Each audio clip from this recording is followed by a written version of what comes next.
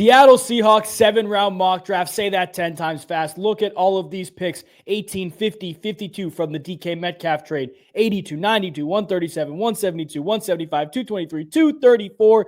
That is a bunch of picks. That's 10 picks in this NFL draft where the Seahawks can build depth or be aggressive in trading up by packaging multiple picks. And when you look at the needs of this team, I think right tackle is the priority, especially in the first 2 rounds. If they can find a right tackle they absolutely love, you go there. I think when you look at the wide receivers that they have, outside of a guy like Jake Bobo, to be honest with you, they need a bigger bodied, physically dominant wide receiver to round out that room. Their defensive line is one of the best in the NFL. I think they could use some linebacker help, but I do like their secondary a lot. I think they could use another outside guy to let Devon Witherspoon play on the inside, which is what he's best at. But to be honest with you guys, outside of that, I love the defense in Seattle. To me, it's a borderline top 10 unit in the NFL. Without further ado, let's get into this mock draft. We will be pausing throughout to see who's on the board and if we can trade up. Again, we need a right tackle. Will Campbell plays on the left side. Armand Memdu always going to go in the top 10 as well. But the Chicago Bears are on the clock. This could be a tackle pick here. They go Mason Graham. Okay, the Dolphins could take a tackle, I think. But outside of that, I can't see anybody else taking a top tackle from us, and they don't. So we are on the clock here at 18, and Malachi Starks is a very interesting one because he can come in and play safety, and you can see here they have Kobe Bryant playing that strong safety spot on the other side of Julian Love. Kobe Bryant, not a traditional safety, right? He played outside, moved back in. D'Anthony Bell is a good depth piece for them.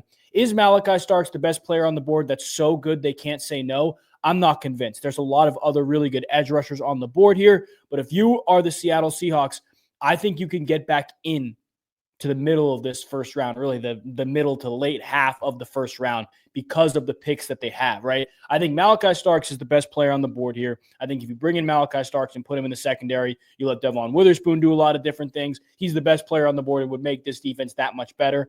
I think Starks is the pick here, but we are going to pause very, very quickly again. So Josh Simmons goes off the board here. If we want to trade up for a guy, maybe like Kelvin Banks, we could. However, I feel comfortable where we're at in 50 and 52, seeing who's on the board over there. Gray Zabel goes. So we're going to be on the clock here. Josh Connerly goes. We're going to be on the clock here in 9 picks. Again, I feel comfortable right now with who is on the board and who we could add to our team. Demetrius Knight is probably the best player on the board right now, looking at the tackle spot. This is tough because Ariante Isuri is a traditional left tackle. Ozzie Trapillo has played both left and right. So if you're Seattle, you feel a little more comfortable in Ozzie Trapillo being able to come in and provide depth at either position, but a better right tackle than left tackle. Picking at 50 right here, Demetrius Knight has to be the best player on the board for the Seattle Seahawks team. And looking at the receivers who are available, Jaden Higgins is on the board. And I think Jaden Higgins could be that dominant outside guy that they need. Do they go offensive tackle right now, or do they take Jaden Higgins? Do we take Jaden Higgins? Who do we think is less likely to be on the board here? I honestly think Demetrius Knight is less likely to be picked by the Denver Broncos. I think they could go Jaden Higgins. So we'll take Higgins here, and we take Demetrius Knight again. Okay, so we're on 82. That is our next pick on the clock. In 20, we still need that right tackle, but so far, guys, our picks are unreal. Malachi Starks, Jaden Higgins, and Demetrius Knight. Terrence Ferguson is on the board too. Oh, man, that would be such a good pick. We're on the clock at 92. Looking at the tackles who are still on the board, Jonas Avainia has played right guard, right tackle, and left tackle.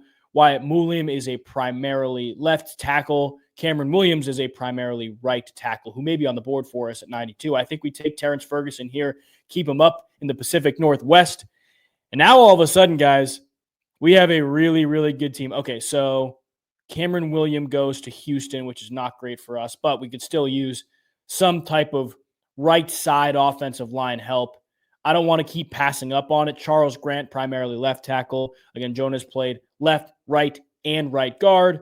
Wyatt Milum has played left tackle. Jalen Rivers will probably be available for us a little bit later. I don't think we wait. I think we take a guy in Jonas Sevilla who is better in the pass game than in the run game. He can provide some type of depth for us at right tackle or potentially can start at right tackle day one. I think this is a good pick for us. I think this improves our offensive line on the right side. And I think now we're going to have to get a little bit aggressive. So like looking at a team like the Rams who are on the clock, if we wanted to give them 137, and 172. Where does this trade come in, right? If we want to 137, 172, 175, and we're doing this to get some more defensive help. It actually depends on who's on the board. But if we want to be aggressive, this would be a good spot. I think we wait, honestly. I think we wait maybe early round 4, like Carolina, maybe a little more inclined to trade down, especially because they have a pick at 114. I think this is where we could go. If we gave them 175, what would happen? Okay, so they would say no there. What if we gave them 175 and then swapped, let him move up 7 in the 7th round?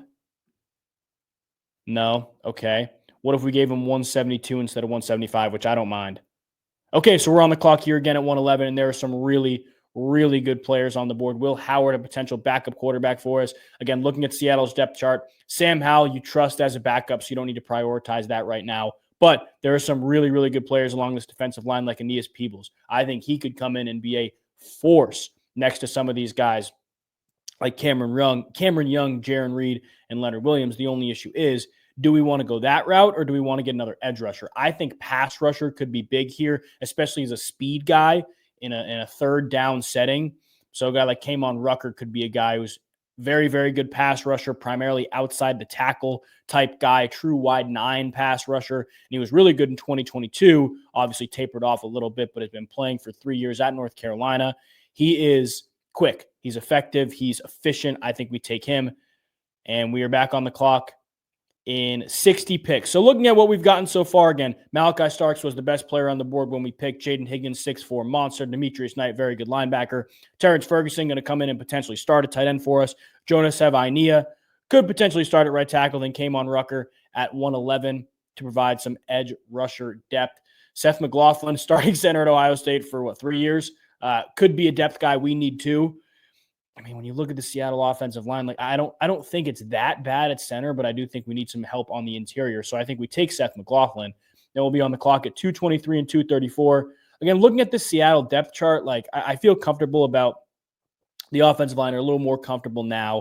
I like Charles Cross a lot. I like Christian Haynes a lot. It's the right side I worry about. So maybe we look at a right guard potentially.